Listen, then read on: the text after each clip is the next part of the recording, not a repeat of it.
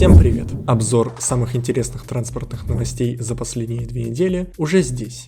Хаэн, город на юге Испании с населением свыше 100 тысяч человек, все же станет обладателем действующей трамвайной системы.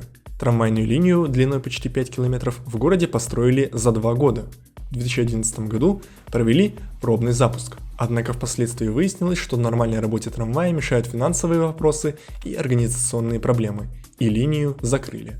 Были попытки восстановить движение, но все оказалось безуспешным. Но недавно городские власти все же согласовали выделение 4 миллионов евро на реконструкцию инфраструктуры для восстановления трамвайной системы. Фронт работ включает в себя электроподстанции, систему продажи билетов, ремонтные мастерские и многое другое, а также обслуживание 5 трамваев Alstom, переданных в Хаэн из Мадрида еще 12 лет назад. И вот они уже больше 10 лет стоят без дела в городском депо. Восстановительные работы, судя по всему, идут не особо быстро, но в 2024 году, если верить заявлениям, трамвай наконец-то выйдет на улицы Хаэна.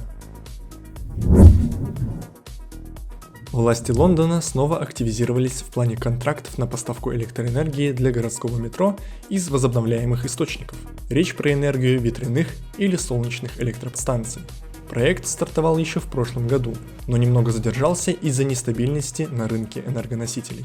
Теперь же чиновники хотят заключить контракт на 15 лет на поставку электроэнергии из возобновляемых источников для знаменитого лондонского метро. Доля зеленой энергии от общего энергопотребления транспорта Лондона будет составлять от 5 до 12% на первом этапе. Подобные мероприятия, по заявлению мэра города, способствуют постепенному отказу города от использования ископаемого топлива, а также создает прецедент для развития солнечной и ветряной энергетики в стране. В Москве наконец-то запустили движение по трамвайной линии от метро Авиамоторная до метро Семеновская. Линия не новая, она была закрыта в сентябре 2019 года для работ по сооружению новой станции метро Авиамоторная, а вернее ее сопутствующей инфраструктуры. Речь о небольшом подземном переходе под Авиамоторной улицей. Станцию открыли в 2020 году, а вот переход сооружать не особо спешили, поэтому сроки постоянно сдвигали, и в итоге вместо 1 года на все работы потребовалось 3,5. И в случае с подземной пересадкой между старой и новой станцией метро Авиамоторная сроки тоже постоянно сдвигались. Но все же это более сложный объект, нежели тот, что стал причиной перекрытия трамвайной линии на такой долгий срок. Еще одна боль Москвы – это музейный троллейбусный маршрут Т. Огрызок, оставшийся от некогда крупнейшей троллейбусной системы мира. С 1 апреля прошлого года он не работает из-за реконструкции Новорязанской улицы.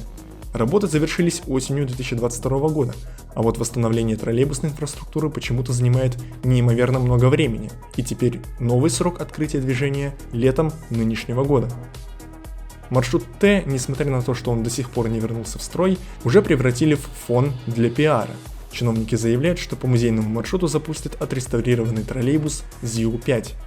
Причем некоторые СМИ, в том числе и близкий к мэрии телеканал Москва-24, приписывают его реставрацию непосредственно музею «Московский транспорт», хотя в реальности машина была восстановлена умельцами из города Иваново.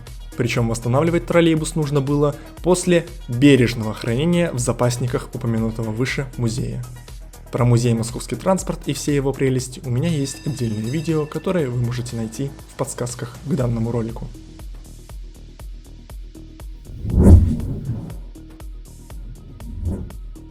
Город Темиртау на востоке Казахстана в феврале остался без трамвайного движения. Единственный уцелевший маршрут прекратил свою работу, а вместо него запустили автобусы.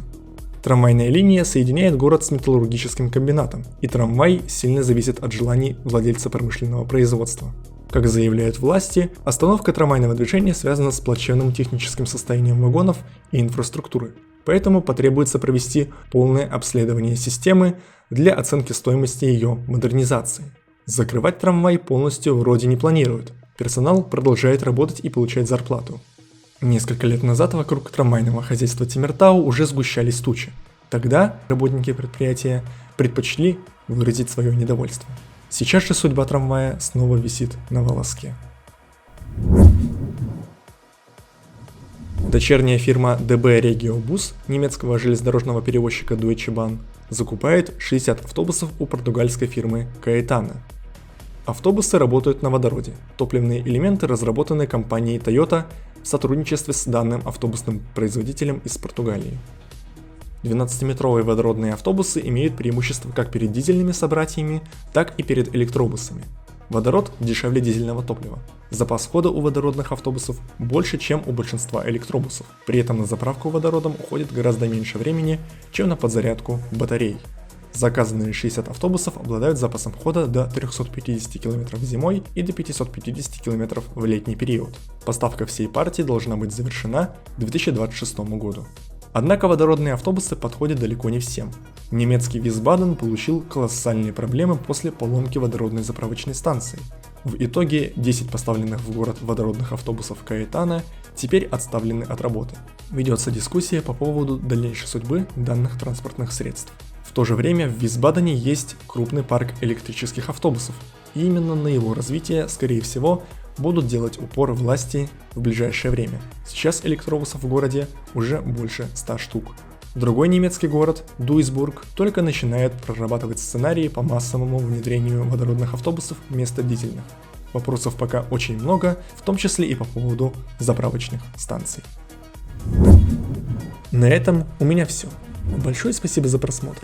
Благодарю всех, кто оценил данное видео и оставил комментарий о ролике или предложение по улучшению контента канала. Также предлагаю вам подписаться на социальные сети канала. Все ссылки в описании. До скорых встреч. Всем удачи и мирного неба над головой.